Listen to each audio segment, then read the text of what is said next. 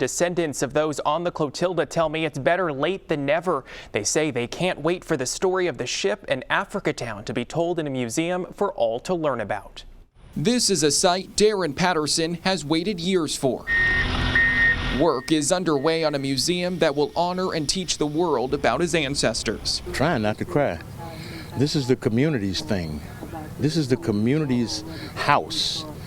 This belongs to Africa Town, the entire community. The Heritage House Museum will tell the story of the Clotilda and how those on board settled Africa Town once freed. Patterson is the president of the Clotilda Descendants Association, and he says the story is worth telling. 162 years ago, 110 people were crammed into a cargo hold bigger than some people's smaller than some people's living room.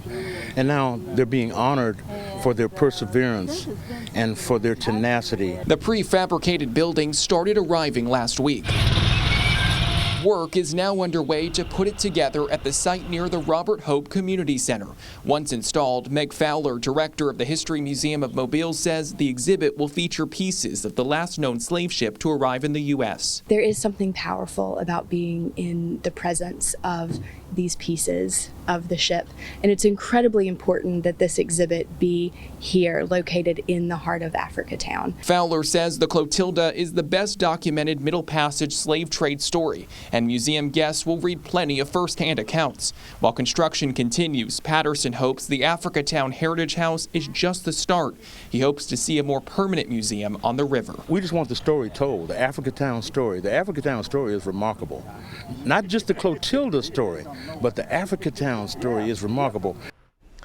Mobile County leaders hope this museum helps spur tourism in the Africa Town community and provides a place for learning for years to come. The Heritage House is expected to open sometime mid next year.